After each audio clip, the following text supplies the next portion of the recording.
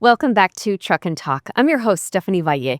Here at Mesilla Valley Transportation, we're always looking for ways to strengthen our presence in the community, not just on the road. And one of the partnerships we're especially proud of is with Vitalant. And today, we're joined by Martin Gomez, the donor recruitment manager at Vitalant. He's here to share how this collaboration is saving lives and making a real difference. From the impact of blood donations to the power of partnerships, we're going to explore what this means for our community, our drivers, and the entire MVT family. But before we dive into our main conversation, we're going to take a quick detour for Fuel for Thought. So this is where we talk about an issue that is moving the trucking world right now and get our guests' take. So it's about keeping a finger on the pulse of the industry and connecting it back to the work that we do here at MVT. So first of all, there has been a lot of conversation nationwide about community wellness and how transportation companies can play a bigger role. So Martin, from your perspective, how important is it for carriers like MVT to get involved in initiatives like blood drives?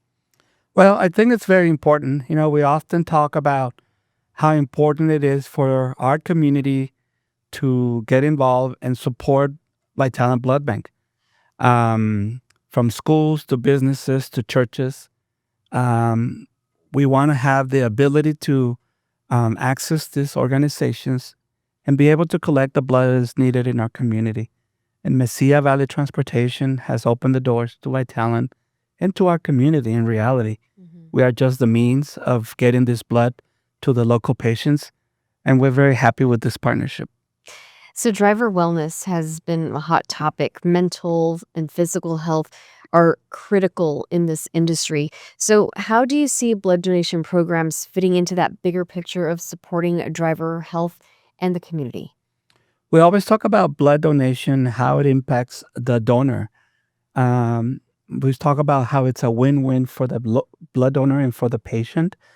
And so for the blood donor, when you give blood, it's like a wellness check. We're going to check your blood pressure, your temperature, your pulse. We're going to listen to your heartbeat.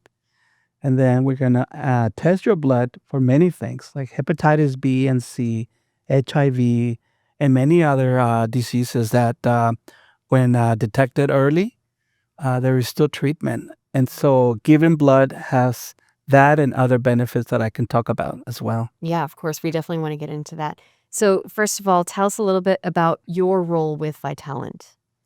So my role is I'm responsible for the department who is organizing the blood drives. Giving blood has to be easy for donors. So we come to you, we come to your organization, and we make it easy for you. So we organize about 100 blood drives a month. Wow. In order to support local needs. And that's my role. How, just that number, so that means you're having maybe 3 blood drives a day? How does that Up to work? 6 sometimes. Wow. That's the maximum, six a day, and including Saturdays and Sundays. So we have a team that works nonstop to make sure that the blood is available for our local patients. Yeah, I saw Vitalant at the mall on the weekend during a blood drive. You'll find us at the mall on a Saturday. We obviously we go to the churches on Sundays, and during the week we'll be at a business, at a school, you name it. Wherever there's an opportunity and people are willing to roll up their sleeves and give blood, we're there. So what made you want to join Vitalant in the first place, and what's kept you passionate over time? Well, it's kind of a long story, but I'll summarize. My We have mother. the time, by the way. Well, thank you. At the time, before I started working for Vitalant, I had a need of my mother, who was all of a sudden starting feeling sick, and not knowing what was happening. Turned out that she had an internal bleeding, and she had type O negative, which is a very rare type. The interesting thing about blood O negative is that it can be given to anybody in the event of an emergency. It's a universal type. But when you are O negative patient, you can only get O negative and nothing else. And El Pasoans, only 3% are O negative. So that was the beginning of a struggle to secure blood for my mother. At the end, my mother survived for a few more weeks. She passed.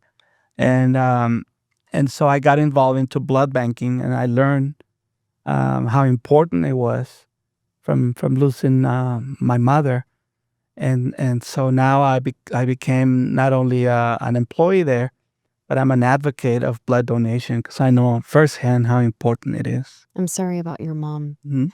but I can see how your compassion for your mother drives your passion for the entire community because you can put yourself in other people's shoes who are in need of blood, right? Yeah, my I feel my role is more of it's become more of a passion. So if I do, we have a good blood drive. I know that we will secure blood for local patients, and people will not go through what I went through. Yeah. So So tell us about the impact that blood donations have on local communities and also why it's very critical. all communities have always a great need of blood. Um, People often think about blood recipients as accidents, but in reality, the majority of the blood recipients are cancer patients. And this community has a high need of blood for cancer patients, but we also have um, premature babies who also need blood. Mothers during birth, sometimes they will need blood transfusions. Burn victims will need blood. And so the impact is tremendous. The support that we get from local organizations, we could not do this alone. Even with today's technology, blood cannot be made in the lab. Mhm. There is no artificial blood. Still needs to come from one human to another. And so we are the means of making sure that that blood is available for our local patients. I know a lot of people are not exactly crazy about the idea of donating blood. Can you talk about some of the myths that surround blood donation? So one of the myths is, I mean, we every day I hear things like, "You don't want my blood," uh, but we also are in this Hispanic community. People sometimes believe that they will not be able to recover. They don't know that our body is constantly producing blood.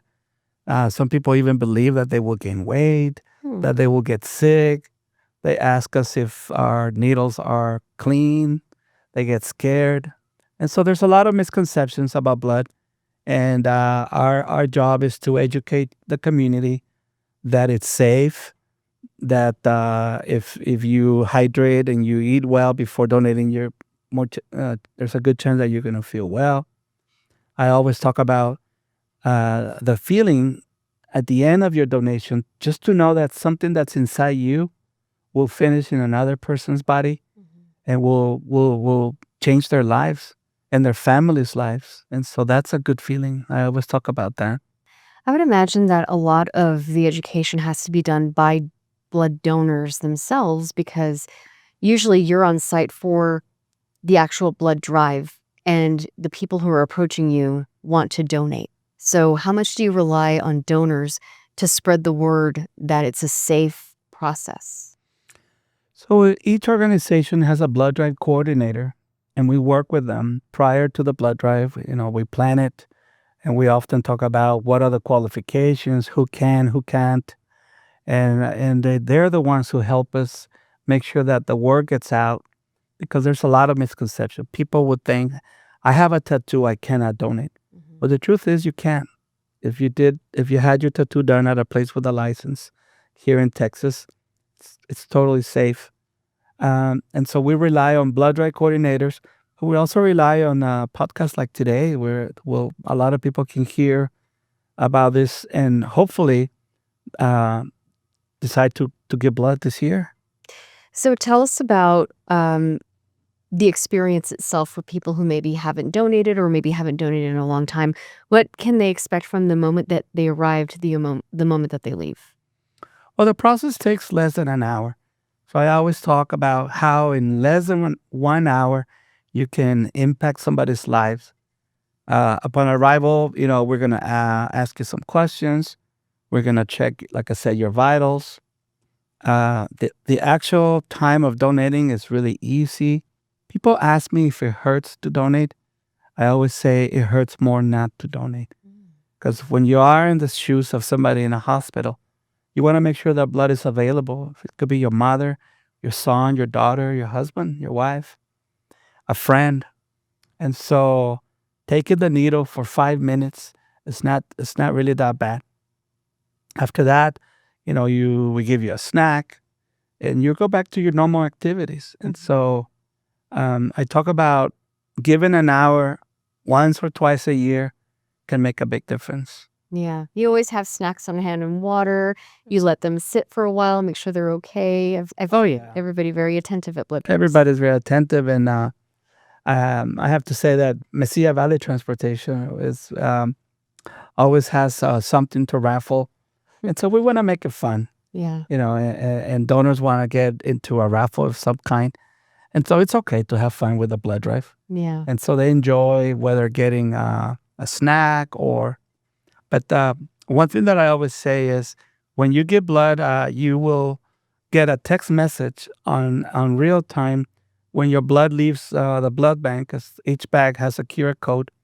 And so we have a software that when the blood leaves the blood bank, you get a text saying your blood is on its way to save a life, and it's on real time. Wow. I just got mine last week. Really? I'm a donor, and it's still exciting. Gets me excited when I see the text, because I know that within the next few hours, somebody's going to have my blood transfused. That's amazing. So, what are the basic requirements for someone to donate blood? So the minimum age to donate is 16. There is no maximum age. We have donors that's as long as they're healthy, they can donate at any age. We ask that they weigh at least 110 pounds and that they are healthy, meaning no cold, no flu, no headache, and just that they feel well. We always talk about do not defer yourself for things like diabetes. People with diabetes can safely donate if they feel fine. People taking medication for high blood pressure can safely donate if their blood pressure is normal. And so the majority of the people can donate, but not everybody chooses to donate. Yeah. I'm glad you mentioned the blood pressure because I actually coordinate the blood drives for work, and someone said, "Well, I have high blood pressure, I can't donate." So, if they're not on medication but have high blood pressure, can they still donate? No.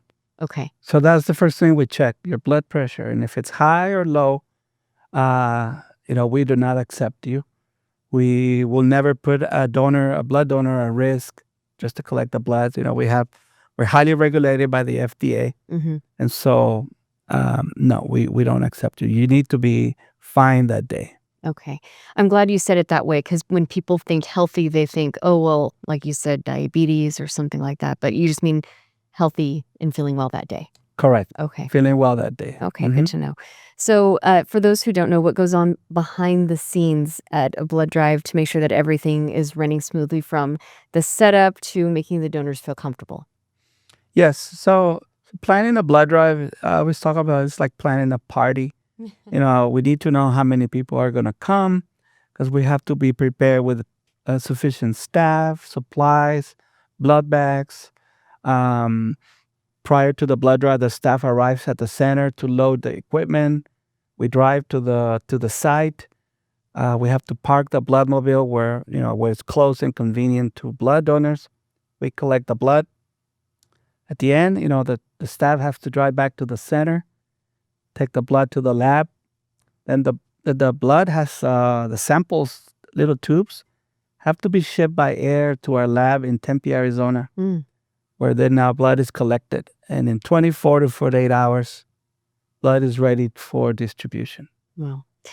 So beyond the immediate need for blood donations, what kind of long-term impact do you see these drives creating for patients and community health overall? And so long term, I think that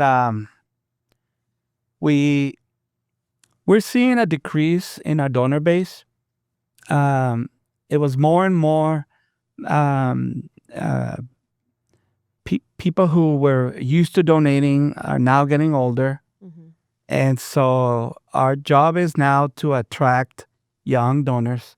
Usually, young donors donate in high school, Mm-hmm. but after high school, we lose them for many years. They don't come back to donate until they're adults. And so, our challenge is to increase our donor base and attract more young people to continue donating throughout their lives. What we know is that if they start donating at a young life, they will continue at a young age. They will continue donating, and so that's what I see long term. MVT has partnered with Vitalant on multiple blood drives, even during driver appreciation events, like we were talking about earlier. So, how does that type of partnership extend your mission?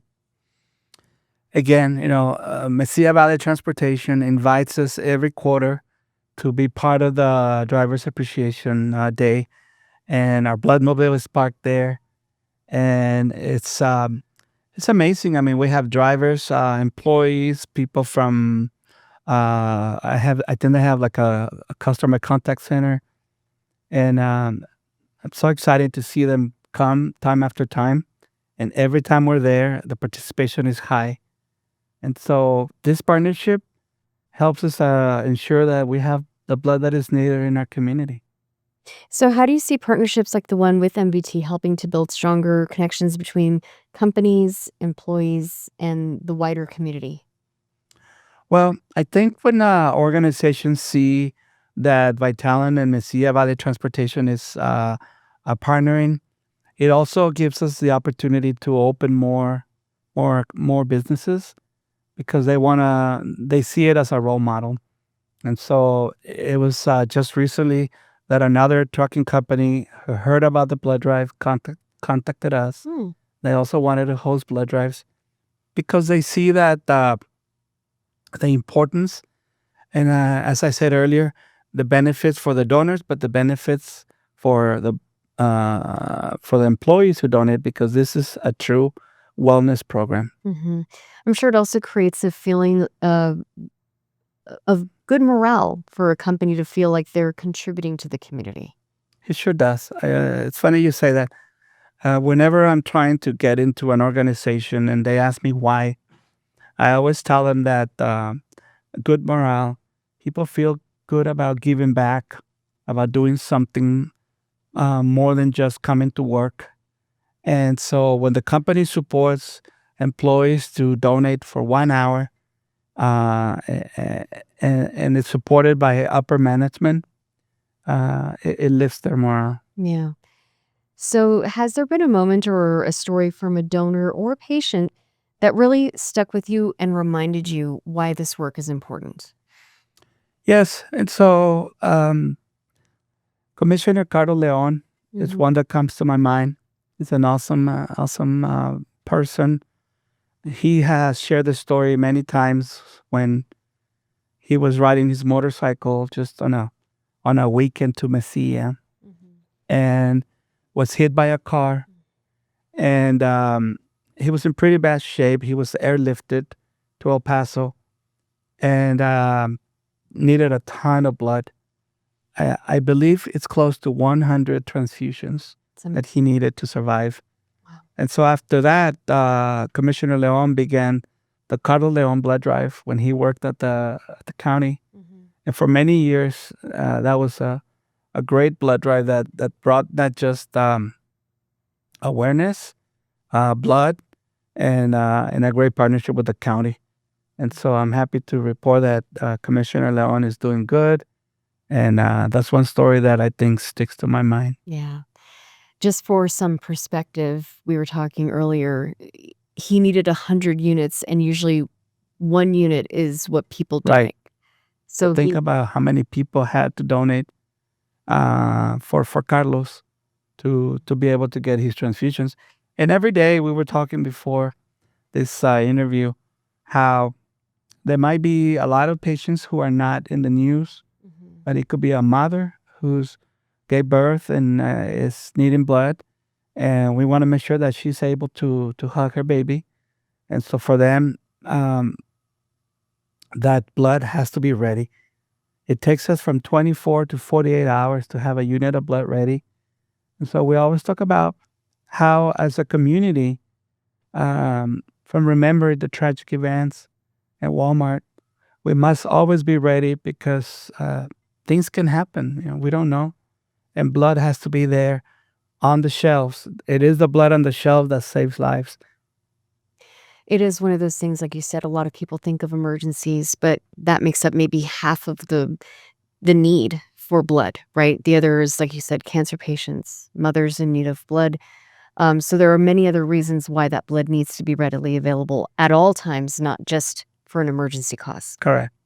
So for businesses or organizations that are listening to this podcast right now that might be interested in starting a relationship with Vitalant, I know you mentioned it earlier, but tell people how they can reach out to you and get a blood drive started within their own organization. Oh, that's a great opportunity. I think every day, we're out there knocking on doors, trying to connect with people, participating in any time of opportunities with the networking allows us to open more doors. There is a need for more blood drives in El Paso and in southern New Mexico. So I'll give you my email address. Maybe it can be shown on the screen. That's the way that you can contact us. And blood drives could be as small as 12, 15 units up to 1,000 units. I Wow. mean, you may have heard of the Barnett Harley Davidson blood drive where Yes. a motorcycle is raffled every twice a year. And that is one of the largest blood drives in the country. But we do small, medium-sized blood drives. And so I'm happy that you're asking me that question because Vitalant needs more organizations to be able to secure the blood that is needed here. Also, talk about the need to secure blood within our community because um, I'm sure that there are a lot of people in our community who need the blood. The blood stays in our region, but also aren't there certain blood types that are prevalent among a predominantly Hispanic community? So the most common blood type in El Paso, because it is the most common blood type among Hispanics, is type O positive. And so it is the one that is the most common, but it's also the one that's most needed, right? Mhm. And so O positive is important. O negative, as I mentioned, is a universal blood type. And so there are times when um, we are able to support other communities in the event of an emergency, and other communities can support us. We are part of a network. We're the second largest blood bank in the country. And if somebody is needing blood today in Chicago or New York, in California, we can send them blood, and then they can send us blood. So we are part of a big, big network. But our priority is always El Paso and southern New Mexico, of course. And from your perspective, what makes MBT a valuable partner in this type of community effort? Thinking about you're saying the region and MBT serves this region as well. Well, you said it. The Mesilla Valley Transportation serves this region business wide, but I am so happy that they also think about the community and giving back, and are inviting us every quarter. Making sure that we are there participating, giving us our space, helping us promote these blood drives, and I'm very thankful of Mesilla Valley Transportation for this great partnership. So, for drivers or even staff who may be hesitant to donate blood, what would you say about the benefits, not just for the patients, but for the donors themselves? So I always say that blood donation is like an oil change, and maybe that resonates to truck drivers, but it is true. Us men, according to the American Heart Association, men who donate blood regularly reduce their chance of a heart problem. We're forcing our body to produce new cells. We are getting some iron out of our system, and so it's healthy for men to donate. A lot of men, a lot of donors have also found out that they are suffering from high blood pressure because they didn't know, but we tell them their blood pressure is high. We not too long ago had a blood donor who came to donate, and his iron level was very low. We thought that our equipment was not functioning, Wow. so we had to tested with another equipment, and it still came really, really low, where we had to recommend that he look for medical help. Uh, he told us later he went to the hospital. He wasn't feeling well. I'm not sure why he was trying to donate. He just wanted to help. He's a great guy. And he had internal bleeding. And that night he was in surgery. And now he tells a story about how trying to give blood saved his life. And he tells all of his team members to try it because you will find things about yourself, about your blood pressure, about your pulse, about your heartbeat. And in this case, he had an internal bleeding. So just think about the benefits, not just for the patients, but for the donors themselves. So, how do partnerships like the one with MBT strengthen the presence of both organizations in the community? Well, we want to be visible. We want our name to be out there because I think that by doing that, we strengthen the opportunity to be more and more visible in places where we're still not doing blood drives. I will tell you, Stephanie, that this community could be there could be more places, but right now we just don't have the ability. So this interview could serve as an opportunity to invite other organizations and businesses to follow the lead of Mesilla Valley Transportation and see that it's not just about business, but it could also be about giving back. And we live here. We are in El Paso. Just today, there was a terrible accident on Interstate 10. And so the blood has to be there. And so when you think about, well, I don't have time. My company doesn't have time because we have a tight production.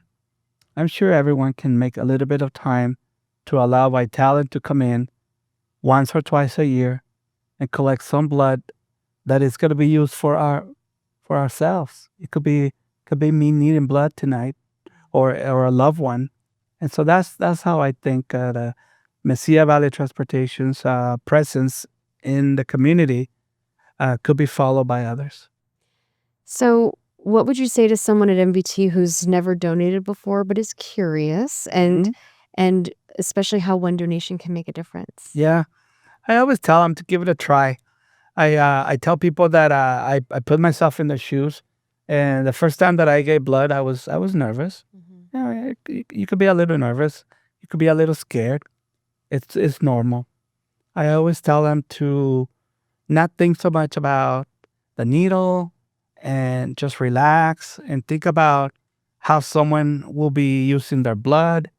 And these things make me feel calm. I try to relax. I don't look at the needle. I just look away and I relax. And this is my time to relax.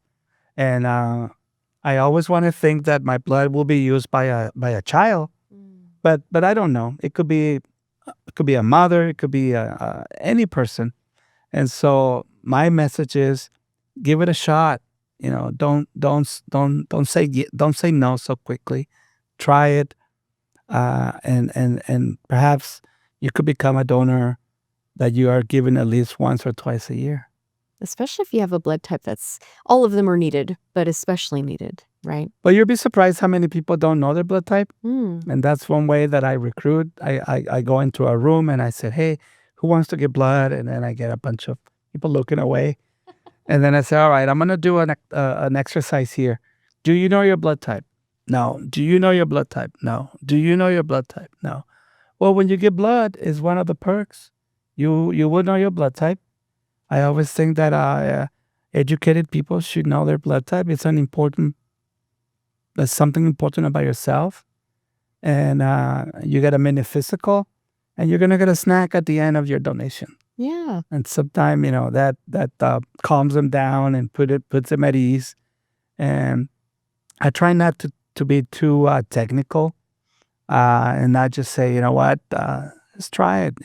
Give yourself an opportunity to do something that you've never done. Remove the fear and try it. And it's just some of the things that I wish I could tell them my story, but I cannot always tell them my story. I just say, if you are blessed to not have a loved one need blood, do it. Because when you have a need of someone you love needs blood, you will probably become, like me, a donor for life. I know you mentioned that Mesilla Valley Transportation had their quarterly blood drive. Do you happen to know when the next one is going to be? It'll be November, Okay. and we are planning something special. I'm planning to recognize Mesilla Valley Transportation during the November blood drive, because it's an opportunity when the president is there and some of the people are there. And I think I want to make sure that Vitalant is very appreciative of the support. And if an up if there is an opportunity, I don't know that it's going to be possible. I would like to see if some of the people who have donated throughout the year can come up for a picture. And maybe one thing that I've done before, and I don't know if Mesilla Valley will support it, but we can create a blood drop, and everyone can wear a red shirt, and we could take a picture and create a blood drop with the people who gave blood this year, and have some fun with it. Yeah. You know, Well, the word is out. the word is out now, and so Pressure's on. and it's something that we can plan. It makes blood donors feel appreciated, Mm-hmm.